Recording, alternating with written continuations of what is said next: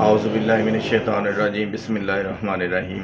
شروع اللہ تعالیٰ کی ذات کے بابرکت نام سے جو تمام کائنات کا خالق و مالک ہے، اور ان گنت لا تعداد درود و سلام نبی آخر زمان صلی اللہ علیہ وآلہ وسلم کی ذات اقدس پر جو کہ وجہ تخلیق کائنات ہیں۔ درمیان میں کافی عرصہ گیپ آ گیا ہے، تقریباً 2-3 ماہ ہو گئے ہیں ہم قرآن پاک کو ترجمے کے ساتھ نہیں پڑھ سکے ہیں، کچھ مصروفیات کی وجہ سے، کچھ سوشل ورک کی وجہ سے۔ آج ہم انشاءاللہ قرآن پاک کا پہلا جو ہے سپارہ وہ یعنی حرف بحرف ترجمے کے ساتھ پڑھ چکے ہیں، اور آج ہم انشاءاللہ اللہ کے حکم سے اور اس کے رسول کی مہربانی سے قرآن پاک کا جو دوسرا پارہ ہے سیقولو اور سورہ بقرہ ہے، اس کی یعنی آیات کا مطالعہ کریں گے اور اردو ترجمہ پڑھیں گے کہ قرآن پاک جو ہے کہ ہمارے لیے بیسک اللہ تعالیٰ کی ذات نے راہ ہدایت کے لیے بنایا گیا ہے، اور اس کے اندر جو چھپا ہوا پوشیدہ پیغام ہے ہم اس کو پڑھیں گے انشاءاللہ۔ آج ہم دوسرا پارہ پڑھیں گے، سورہ بقرہ کی آیات شروع کریں گے، 141 سے شروع کریں گے اور دیکھتے ہیں کہاں تک ہم چلتے ہیں۔ تو سیقول السفہاء من الناس ما ولاہم عن قبلتہم التی کانوا علیہا قل للہ المشرق والمغرب یہدی من یشاء الی صراط مستقیم۔ سیقول السفہاء ان قریب کہیں گے، سیقول ان قریب کہیں گے، السفہاء یعنی بیوقوف لوگ، من الناس لوگوں میں سے، یعنی اللہ تعالیٰ فرما رہی ہے کہ جو بیوقوف لوگ ہیں، جو اللہ تعالیٰ کی ذات نے اس کائنات کو پیدا کیا، اس میں سے کچھ عقل مند ہیں، کچھ شعور والے ہیں، کچھ بیوقوف ہیں۔ تو اللہ تعالیٰ فرماتی ہے کہ لوگوں میں سے کچھ بیوقوف لوگ ایسے ہوں گے جو کہ ان قریب کہیں گے، ما ولاہم کس چیز نے پھیر دیا ان مسلمانوں کو، ولاہم ما کس چیز نے، ولاہم پھیر دیا ان مسلمانوں کو، ان قبلتہم ان کے قبلے سے، یعنی جو دین محمدی سرکار دو عالم وسلم کی ذات اقدس نے ان کے صحابہ کرام کی طرف سے ہم تک پہنچا ہے، تو اس میں یہ ہمیں بتایا جا رہا ہے کہ یعنی کچھ بیوقوف لوگ ایسے ہوں گے، ان قریب یہ کہیں گے کہ ان مسلمانوں کو جو اللہ تعالیٰ کی ذات نے ایک قبلہ دیا ہوا ہے، یعنی جو مکہ مکرمہ ہے، اسی طرح قبلۃ الاول یعنی جو فلسطین کے اندر ہے، تو یہ مسلمان جو ہیں ان کے قبلے سے کس چیز نے روک دیا ہے یا ان کو پھیر دیا ہے، ٹھیک ہے، ان کے قبلے سے، اللاتی کانوا علیہا وہ جو کہ تھے اس قبلے پر، یعنی اس قبلے یعنی جو لوگ مکہ مکرمہ قبلے کے 2 معنی ہیں، ایک جو ہے کہ یعنی مکہ مکرمہ بیت المقدس، دوسرا قبلے سے مراد ہوتا ہے رخ، توجہ، راستہ، ٹھیک ہے۔ اللہ تعالیٰ کی ذات نے دین محمدی کی شکل میں ہمیں ایک بہترین راستہ دیا ہے، یعنی دین محمدی سیدھا راستہ، اہدنا الصراط المستقیم۔ تو لوگ کہیں گے کہ یعنی کس چیز نے ان مسلمانوں کو جو ہے نا سیدھے راستے سے ہٹا دیا ہے، ان کی ڈائریکشن کو، ان کو ان کے قبلے سے الگ کر دیا ہے، اس سے پھیر دیا ہے۔ قل للہ المشرق والمغرب، کہہ دیجئے، قل کہہ دیئے، للہ المشرق اللہ ہی کے لیے ہے مشرق اور مغرب، یعنی مشرق میں ہوں یا مغرب میں ہوں، شمال میں ہوں یا جنوب میں ہوں، کہ ساری چیزوں کا مرکز و محور اللہ تعالیٰ کی ذات ہے۔ اس کا مطلب یہ ہوا کہ اگر جو کائنات اللہ تعالیٰ کی ذات نے یہ بنائی ہے، اس میں اگر ہم دیکھیں تو جب کچھ نہ تھا تو اللہ تعالیٰ کی ذات تھی، جب کچھ نہیں ہوگا تو اللہ تعالیٰ کی ذات ہوگی، اور اللہ تعالیٰ کی ذات اس روئے ارض کے اوپر پوری کائنات کے اندر اس کی جو ذات ہے اس کی تجلیات ہے، اس کی تجلیات ہیں، لیکن ان لوگوں کے لیے جو شعور رکھتے ہیں، غور کرتے ہیں، فکر کرتے ہیں۔ اچھا، آگے وہ کیا کہتا ہے، یادی من یشاء، یادی وہ ہدایت دیتا ہے، من یشاء جسے چاہتا ہے، الی صراط مستقیم سیدھے راستے کی طرف، یعنی یہ اللہ تعالیٰ کی ذات کے ہاتھ میں ہے کہ کن لوگوں کو وہ سیدھے راستے پہ دینا چاہتا ہے۔ بعض بات یہ ہوتا ہے کہ کچھ لوگ ایسے ہوتے ہیں جو سیدھے راستے پہ ہوتے ہیں اور مرگے وقت وہ راستہ بھٹک جاتے ہیں، کچھ ایسے ہوتے ہیں جو ساری عمر گناہ کرتے ہیں، اللہ تعالیٰ کی ذات کے بھٹکے ہوئے راستے پہ ہوتے ہیں، اللہ تعالیٰ کی ذات ان کی زندگی کے اندر ایسا موڑ لاتا ہے کہ ان کی زندگی ٹوٹلی تبدیل ہو جاتی ہے اور وہ اسی راستے پہ چل پڑتے ہیں. ٹھیک، یہ اللہ تعالیٰ کی ذات کی اپنی منشا ہے کہ وہ جس کو چاہے ہدایت دے اور جسے چاہے نہ دے. لیکن یہ کہ ہمارے لیے اللہ تعالیٰ نے فرمایا کہ ان الانسان الا ما سعى، انسان کے لیے وہ جس کے لیے کوشش کرتا ہے. اگر ہم کوشش کریں تو اللہ تعالیٰ کی ذات جو ہے ہماری نیتوں کی وجہ سے ہمیں سیدھے راستے پہ لگا سکتی ہے. وہ محبت کرنے والا ہے، رحمان ہے، رحیم ہے، غفور الرحیم ہے.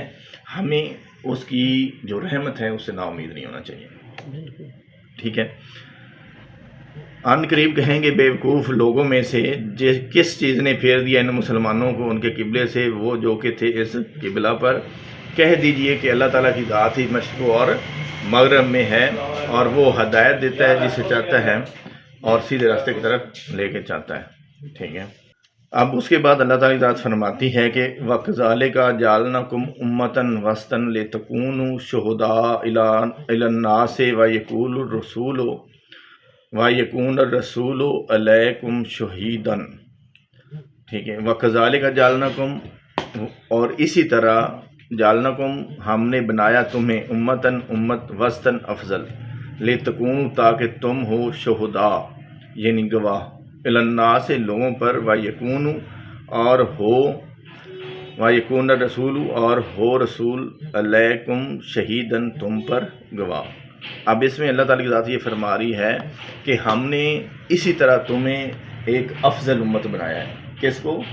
امت محمدی صلی اللہ علیہ وآلہ وسلم کو، تاکہ تم گواہ رہو لوگوں پر اور رسول پاک صلی اللہ علیہ وسلم کی ذات اقدس تم پر گواہ ہو.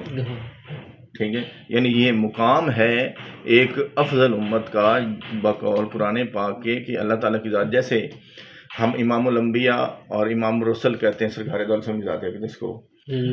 اب یہ دیکھیں قرآن پاک کی روح سے کہ ہمیں بہترین امت جو ہے بنایا گیا ہے اور افضل امت بنایا گیا ہے. تو ہمارے کردار، ہمارا اخلاق، ہمارا رہن سہن، ہماری تہذیب یہ بتانی چاہیے کہ ہم واقعی ہی ایک جو امام الانبیاء ہیں اور ختم الرسول ہیں صلی اللہ علیہ وسلم کی ذات اقدس اس کے امتی ہیں. جیسے وہ نبیوں اور انبیاء علیہ السلام کے سردار ہیں، اسی طرح امت محمدی صلی اللہ علیہ وسلم کی ذات اقدس کی جو امت ہے اس کو بھی کیا ہونا چاہیے؟ سردار ہونا چاہیے. وہ ہمارے کردار سے، ہمارے اخلاق سے، ہمارے رہن سہن سے، ہماری اس دنیا کی اندر جدت سے پتہ ہونا چاہیے کہ ہمارا معاشرہ جو ہے ایک امن کا گہوارہ ہے. لیکن افسوس یہ ہے کہ ہم نے عبادات کے اوپر تو انواع زور دیا ہوا ہے، لیکن جو معاملات ہیں اللہ تعالیٰ کی ذات نے جس کی وجہ سے دین محمدی آگے پھیلا ہے وہ انسان کا کردار ہے. مطلب جھوٹ نہ بولنا، انصاف کرنا، مطلب یعنی جو اللہ تعالیٰ کی ذات نے جن لوگوں کو دولت دی ہے وہ زکوٰۃ صحیح طریقے سے ادا کریں، عشر کریں اور لوگوں کی خدمت کریں، صدقہ و خیرات کریں، غریب لوگوں کا خیال رکھیں، معاشرے کے اندر انصاف کا بول بالا کریں، اللہ اور اس کے رسول کی رضا کے لیے لوگوں کو معاف کر دیں. تو یہ ہمارے اوپر فرض کرتا ہے کہ اگر اللہ تعالیٰ ذات نے ہمیں ایک بہترین امت مطلب افضل امت بنایا ہے تو ہم یعنی لوگوں کے اوپر ہماری گواہی چلے گی.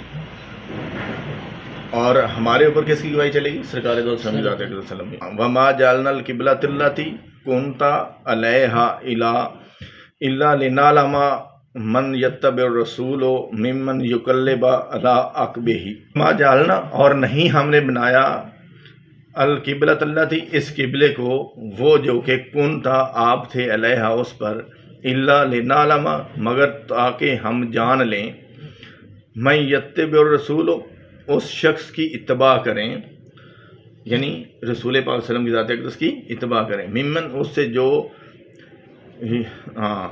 ممن ینقلب پھر جائے گا علی عقبیہ اپنی دو ایڑیوں پر. یعنی اس سے مراد یہ ہے کہ اللہ تعالیٰ ذات فرماتی ہے کہ ہم نے اس قبلے کو کیا نہیں بنایا، یعنی ہم نے نہیں بنایا اس قبلے کو وہ جو آپ پر تھے اس پر، مگر تاہم جان لیں اس شخص کو اتباع کرے گا رسول پاک صلی اللہ علیہ وسلم کی ذات اقدس کی، اس سے پھر جائے گا اپنی دو ایڑیوں پر. وما جعلنا القبلۃ التي كنت عليها الا لنعلم من يتبع الرسول ممن ينقلب على عقبه. اور نہیں ہم نے بنایا اس قبلے کو وہ جو کہ آپ تھے اس پر، یعنی قبلے کو اس واسطے نہیں بنایا کہ آپ مطلب جو ہے کہ اس کی پوجا کریں یا اس کو مطلب جو ہے کہ زیادہ فوقیت دیں. پہلی آیت میں یہ ہے کہ اس کا مقصد یہ تھا کہ ایک پہچان کروانا، ایک مقام بنانا، ایک مرکز بنانا، ٹھیک ہے. لیکن اصل مقصد یہ ہے کہ اللہ تعالیٰ فرماتی کہ مشرق مغرب شمال جنوب یعنی پوری کائنات جو ہے وہ میرے سے لنک ہے. تو آپ صرف ایک ہی قبلے کے اوپر جو ہے نا نہ ٹکیں.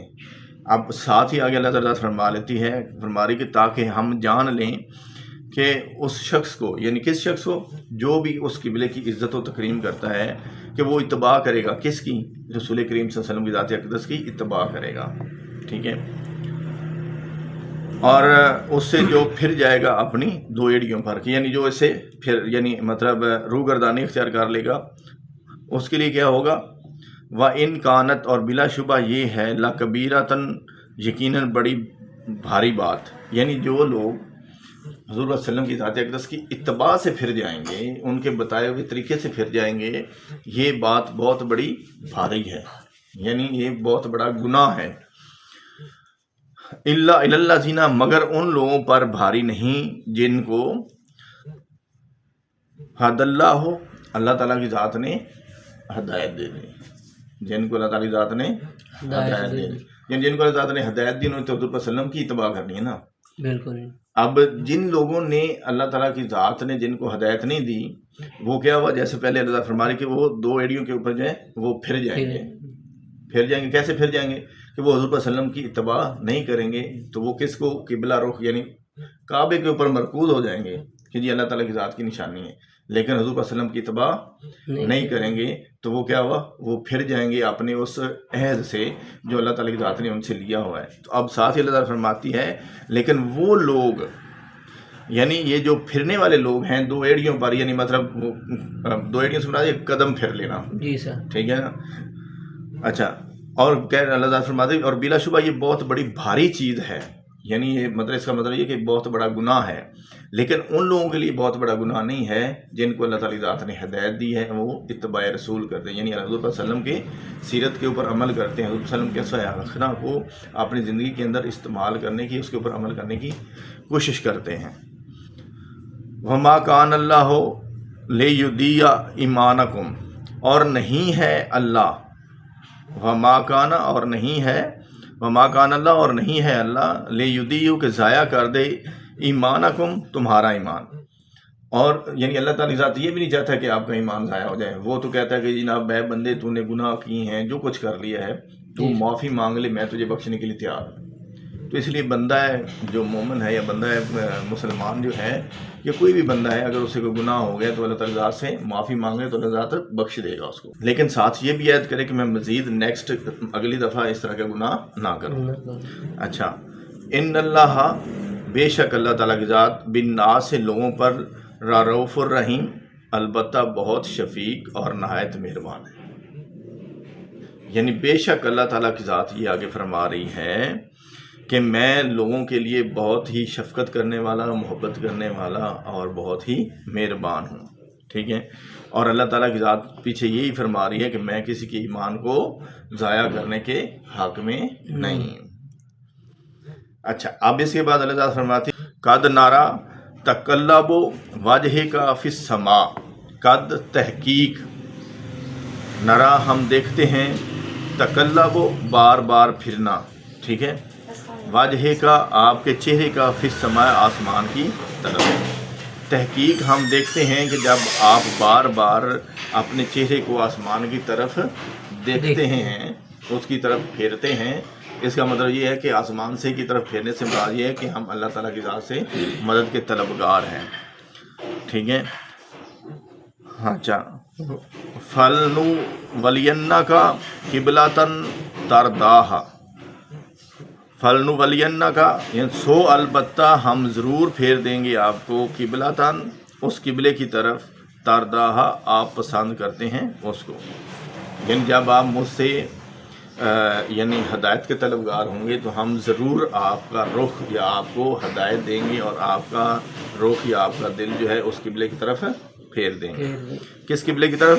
جو کہ اللہ تعالیٰ کی ذات نے آپ کو یعنی جیسے مکہ مکرمہ ہے اس کی طرف، یا اگر ہم اس کی اور معنوں میں کریں تو جو بندہ مومن کا دل ہے وہ اللہ کا عرش ہے، بالکل ٹھیک ہے، بندہ مومن کا جو دل ہے وہ اللہ کا عرش ہے، اللہ کی ذات۔ جب آپ اس کے اوپر غور کریں گے تو میں آپ کو راغب کر دوں گا اپنی طرف، متوجہ کر دوں گا، راہ ہدایت دے دوں گا اپنے اور اپنے حبیب کی طرف۔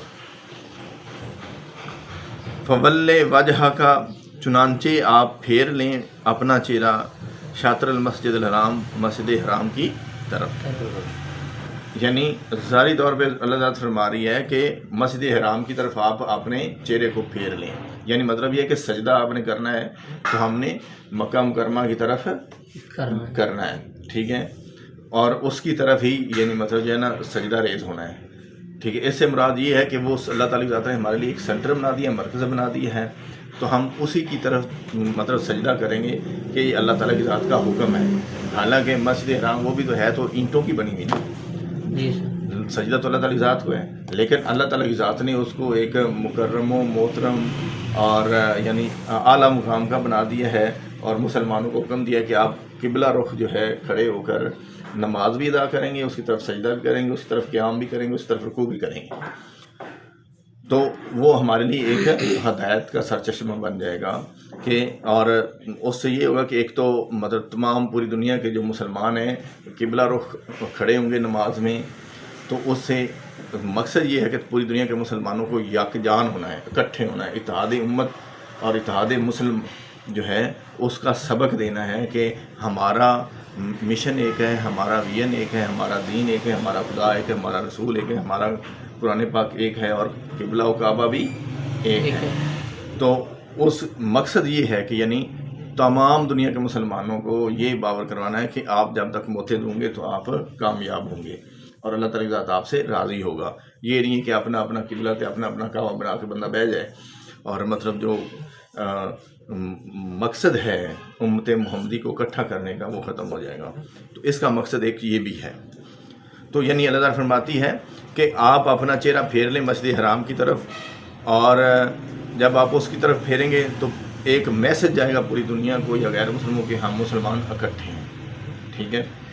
لیکن افسوس یہ ہے کہ ہم اس وقت امت محمدی کا شرارہ بکھرا ہوا ہے کہ ہم مختلف گروہوں میں تقسیم ہو گئے ہیں، اور لوگ مطلب جو غیر مسلمان ہیں اس کا فائدہ اٹھا کے ہمارے اوپر حکمرانی کر رہے ہیں۔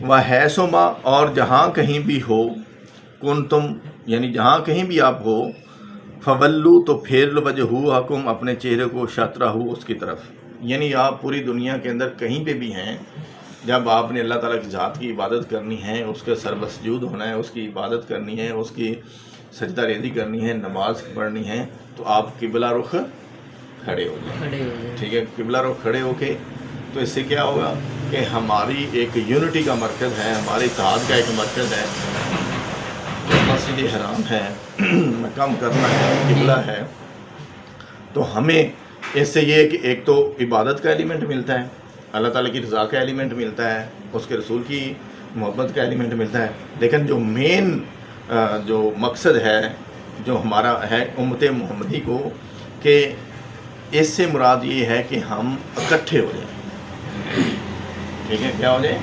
اکٹھے ہو جائیں، ایک دوسرے کے درد کو محسوس کریں، جیسا کہ ایک حدیث بھی ہے کہ یعنی پوری امت محمدیہ ایک جسم کی مانند ہے، کہیں پہ بھی تکلیف ہوتی تو پورا جسم کانپ جاتا ہے۔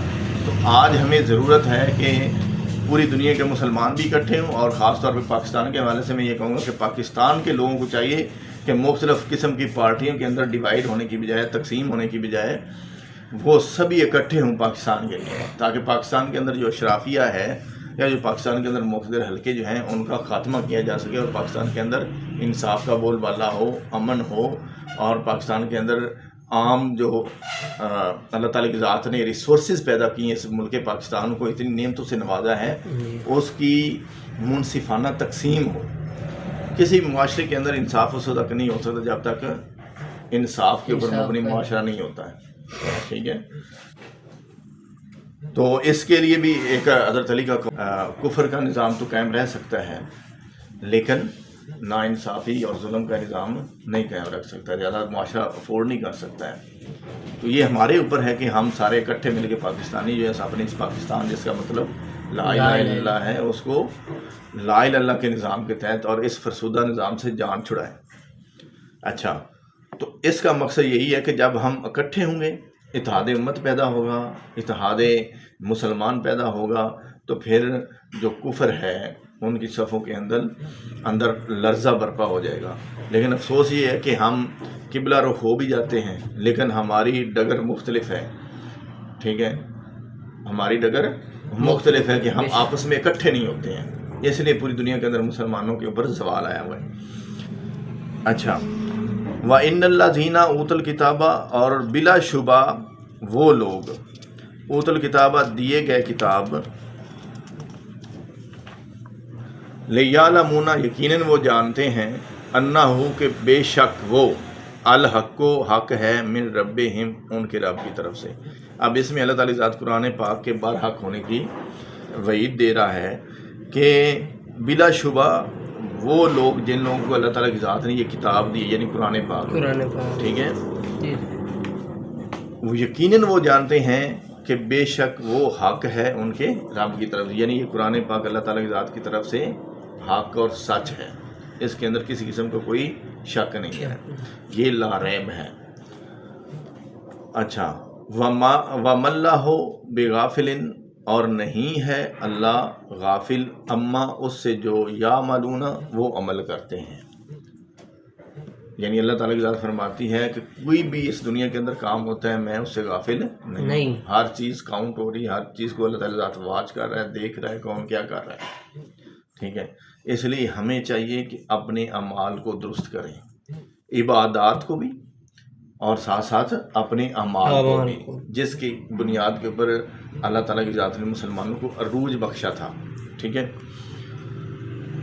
وَلَا إِنْ أَتَيْتَ اور البتہ اگر آپ لے آئیں اللہ زی ان لوگوں کے پاس جو اوت الکتابہ دیے گئے کتاب بالکل بے کلن آیاتن ہر قسم کی نشانی ما تابعو تب بھی وہ نہیں پیروی کریں گے قبلات کا آپ کے قبلے کی.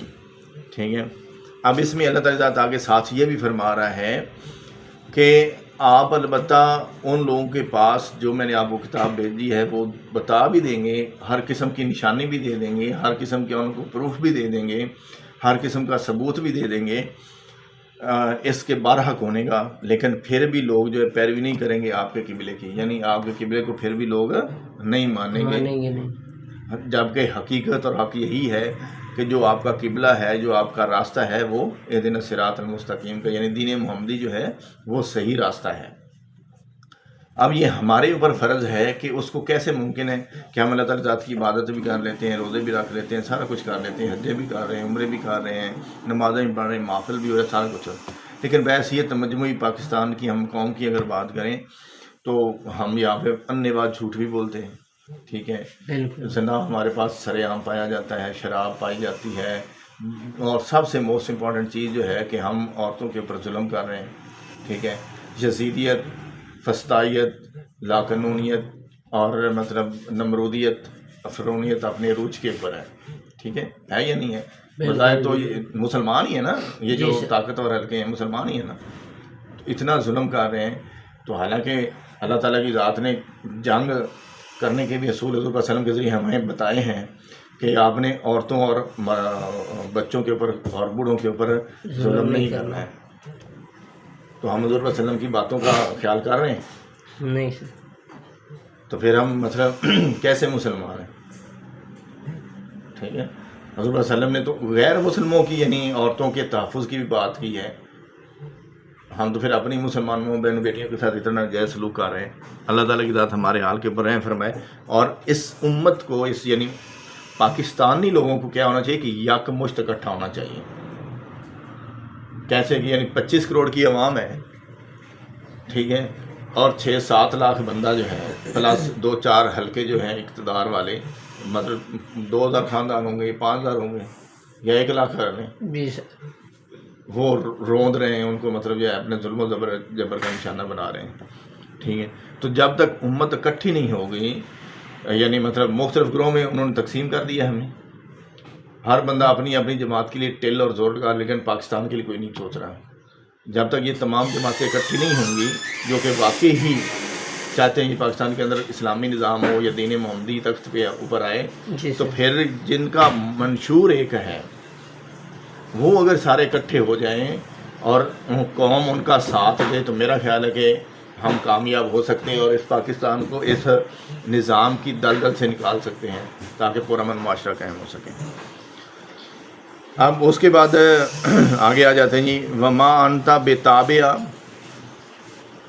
اور نہ آپ پیروی کرنے والے ہیں، وما انتا اور نہ آپ بتابع پیروی کرنے والے ہیں قبلتہم ان کے قبلے کی، اور یعنی جو مسلمان ہیں ان کے اوپر یہ لازم ہے کہ وہ غیر مسلموں کے قبلے کی پیروی نہیں کر سکتے۔ چونکہ ایک ہمارے پاس دین محمدی کی شکل میں ایک اہدنا الصراط المستقیم ہے، تو اس سے بڑھ کر اور کیا ہو سکتا ہے؟ اگر ہم اس کو ہی پکڑ لیں تو پھر ہمیں کسی اور دوسرے قبلے کی ضرورت نہیں ہے، ٹھیک ہے۔ اب اس میں دونوں قبلے شمار ہوتے ہیں، مکہ المکرمہ یہ مسجد الحرام، ٹھیک ہے، اور خانہ کعبہ پلس سیدھا راستہ اہدنا الصراط المستقیم یعنی دین محمدی۔ اگر ہم اس کے اوپر عمل کریں، اگر وہ ہمارے قبلے کی طرف نہیں آ سکتے تو ہمیں بھی ضرورت نہیں کہ ہم کسی قبلے کی طرف جائیں۔ اچھا، وما بعدہم، اور نہ ان کا بعد بے تابع پیروی کرنے والا ہے قبلہ تھا بے بعدن، قبلہ تھا بعدن بعد کے قبیلے۔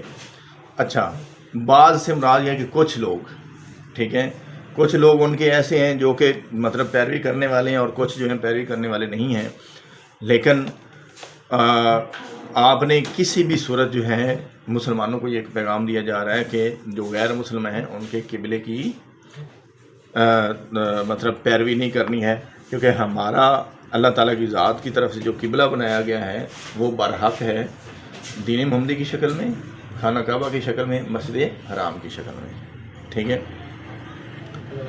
ولائن، اور البتہ اگر اتبعت آپ نے پیروی کی اہواہم ان کی خواہشات کی، ان مسلمانوں کو یہ تنبیہ کی جا رہی ہے کہ اگر آپ نے غیر مسلموں کی خواہشات کی پیروی کی، یعنی یہود و نصارہ کی پیروی کی، ان کی خواہشات کا احترام کیا، من بعد ما، اس کے بعد جو جا کا آ گیا آپ کے پاس، من العلم، علم، یعنی جب آپ کو علم ہو گیا، پتہ چل گیا کہ حق اور سچ یہ ہے، اس کے باوجود بھی آپ یہود و نصارہ کے اللہ کار بنتے ہو اور ان کی خواہشات کا احترام کرتے ہو اور ان کے مطابق زندگی گزارتے ہو، تو پھر اللہ تعالیٰ کی ذات اب بھی آپ کو معاف کرنے والی نہیں ہے، ٹھیک ہے۔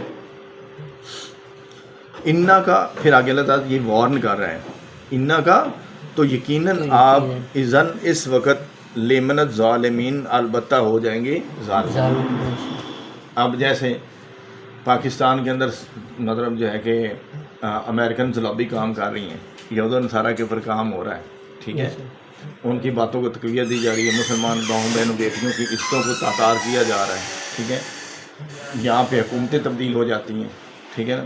اب یہاں پہ جب حکومتیں تبدیل ہو جاتی ہیں، امریکہ کی عاشر باز سے یہاں پہ چیف آف آرمی اسٹاف لگتا ہے، ٹھیک ہے، اب چیف آف آرمی اسٹاف پورے پاکستان کا ابا بنا ہوتا ہے۔ تو یہ والی جو چیزیں ہیں، یہ معاملات جو ہیں، اللہ تعالیٰ کی ذات جو ہے ہمارے اوپر رحم کرے اور وہ اس کو کنٹرول کر رہے ہوتے ہیں، ٹھیک ہے۔ تو اللہ ذات یہ فرماتی قرآن کی روح سے کہ ان کے قبلے کی طرف آپ نے نہیں جانا ہے، بلکہ ان کو اپنی طرف لے کے آنا ہے، اور جو لوگ حق اور سچ کا علم ہوتے ہوئے بھی ان کی خواہشات کا احترام کرتے ہیں، کن کی خواہشات کا؟ یہود و نصارہ کا، ٹھیک ہے۔ اب امریکہ ہمارا چاچا ماما تو نہیں نا ہے، ٹھیک ہے، لیکن ہمارے جو مقتدر حلقے ہیں وہ ان کے اللہ کار بنے ہوئے ہیں۔ اب یہ کیا ہے کہ ان کی خواہشات کو کیا کر رہے ہیں؟ پورا کر رہے ہیں، ٹھیک ہے۔ یہاں پہ دیکھیں کہ انصاف کا نظام کدھر ہے؟ پاکستان کے قانون کی پاسداری کون کر رہا ہے؟ کوئی بھی نہیں کر رہا۔ جس کی لاٹھی اس کی بھینس والی بات، جس کے ہاتھ میں ڈنڈا ہے، جس کے ہاتھ میں ڈانگ ہے، وہ جناب ہانک رہا ہے، ٹھیک ہے، کوئی پوچھنے والا نہیں ہے۔ تو اس طرح پاکستان کے حالات ٹھیک نہیں ہو سکتے، جبکہ ہم نے اسلام کے نام پہ پاکستان کو حاصل کیا تھا، لیکن ہم یہود و نصارہ کی خواہشات کو پورا کر رہے ہیں۔ تو اب اللہ تعالیٰ ذات یہ فرما رہا ہے کہ یقیناً اگر آپ ایسا کرتے ہیں تو آپ کیا ہو جائیں گے؟ ظالموں میں سے، ٹھیک ہے۔ اب یہ بات اب یعنی سچ اور حقیقت ہے، اب ہم یہ بات نہیں قوم کو بتائیں گے تو پھر ہم اللہ تعالیٰ کی ذات کے مجرم ٹھہریں گے، قرآن کے مجرم ٹھہریں گے، اس کے رسول کے مجرم ٹھہریں گے. پھر یہ کہ لوگ ننگا کر کے ماریں گے بھی، بے شک. ڈر بھی لگتا ہے. اچھا، اب اس میں اللہ دینا آتینہم، وہ لوگ کہ ہم نے دی تھی ان کو الکتاب کتاب، یعرفونا کہ وہ پہچانتے ہیں اس رسول پاک صلی اللہ علیہ وسلم کی ذات اقدس کو، کما جیسا یعرفونا وہ پہچانتے ہیں ابناہم اپنے بیٹے. یعنی اللہ تعالیٰ سے اب یہاں پہ پھر دوبارہ فرما رہا ہے کہ وہ لوگ جن کو ہم نے یہ کتاب دی تھی اور وہ سرکار دو علیہ وسلم کی ذات اقدس کو پہچانتے بھی ہیں. ٹھیک ہے، کیسے پہچانتے ہیں؟ جیسے اب میری اولاد ہے، ان کو تو میں اچھے طریقے سے پہچانتا ہوں نا اپنے بیٹوں کو، یعنی ان کو پہچانتے بھی ہیں. کیسے پہچانتے ہیں؟ جیسے اپنے بیٹوں کو ہم پہچانتے ہیں ویسے ان کی بھی پہچان ہوتی ہے. پتہ ہے یہ حق کے اوپر ہیں، سچ کے اوپر ہیں. اللہ اس کے رسول کا جو ہے ان کا پیغام حق اور سچ ہے. انبیاء علیہ السلام جن کو اللہ تعالیٰ نے بھیجا ہے وہ سب حق اور سچ ہے. ٹھیک ہے، لیکن پھر بھی ہم ان کی بات نہیں مانتے ہیں. وَإِنْ اور بے شک فریقاً ایک فریق منہم ان میں سے لا یکتمون البتہ وہ چھپاتے ہیں الحق و حق کو، واہم یعلمون حالانکہ وہ جانتے ہیں. یعنی کچھ فریق ایسے ہوتے ہیں، کچھ لوگ ایسے ہوتے ہیں حق کا پتہ ہوتے بھی اس کو چھپا دیتے ہیں. اب پھر اللہ تعالیٰ یہ فرماتی کہ حالانکہ ان کو پتہ بھی ہے حق اور سچ کیا ہے، پھر بھی مطلب کیا کرتے ہیں کہ اس کے اوپر سٹینڈ نہیں لیتے ہیں، اس حق اور سچ کو لوگوں کے سامنے بیان نہیں کرتے ہیں. تو یا پھر ہم کتنی خیانت کر رہے ہیں لوگوں کے ساتھ کہ جھوٹ، جیل سازی، 2 نمبری کا مطلب جو ہے کہ لوگوں کو ٹرک کی بتی کے پیچھے لگا کے ہم ان کو ڈی ٹریک کر دیتے ہیں، ان کو غلط رستہ بتا دیتے ہیں. ٹھیک ہے، الحق من رب کا یہ حق ہے آپ کے رب کی طرف سے. کیا؟ یعنی قرآن پاک، کتاب، سرکار دو علیہ وسلم کی ذات اقدس، دین محمدی، یہ اللہ تعالیٰ کی ذات کی طرف ہے، حق ہے، سچ ہے. فلا تکونن چنانچہ نہ ہرگز آپ ہوں من الممترین شک کرنے والوں میں سے. یعنی جب آپ کے پاس دین محمدی آ گیا، آپ کے پاس اللہ کی کتاب قرآن پاک آ گئی، اللہ کے حبیب سرکار صلی اللہ علیہ وسلم ذات اقدس آ گئے، تو پھر آپ کو کسی قسم کا کوئی شک نہیں ہونا چاہیے اور آپ نے اس شک سے بچنا ہے. یقین محکم ہوگا تو پھر آپ کی کامیابی ہوگی، ادروائز اگر یقین محکم نہیں ہوگا تو پھر آپ کی کامیابی نہیں. تو آج ہی ہم نے دوسرے پارے کی جو ہے پہلا رکوع جو ہے اور سورہ بقرہ کی آیات نمبر 141 سے لے کر 147 تک پڑھا ہے. ہم نہ کوئی عالم ہیں نہ کوئی فاضل ہیں، لیکن ہم ایک عام مسلمان ہیں. ہو سکتا ہے اس میں سے ہم سے کوئی کمی بیشی غلطی ہوگی ہو تو ہم معافی کے طلبگار ہیں. لیکن یہ قرآن پاک کو اس ترجمے کے ساتھ پڑھنے کا مقصد یہ ہے اور سوشل میڈیا کے اوپر اس کو پیسٹ کرنے کا مقصد یہ ہے کہ تاکہ ہمارے جو نوجوان نسل ہے، ہماری مائیں بہنیں بیٹیاں جو ہیں، ہمارا جو مسلمان ہیں، وہ قرآن پاک کو ترجمے کے ساتھ پڑھے، کم از کم الفاظ کی حد تک پڑھے. باقی اللہ تعالیٰ کی ذات ہدایت دینے والا ہے، اللہ تعالیٰ کی ذات ہمیں بھی ہدایت فرمائے اور اللہ تعالیٰ کی ذات اس پرفتن دور میں ہمیں شر شیطان اور شر انسان سے محفوظ کریں. اور سب سے عام اللہ تعالیٰ کی ذات اس قرآن پاک کے صدقے، اپنے سرکار دو علیہ وسلم کی ذات اقدس کے صدقے، شہداء کربلا کے صدقے اس پاکستان کو شر شیطان اور شر انسان سے محفوظ رکھیں اور پاکستانی عوام کا بھلا کریں. پاکستان پائندہ باد.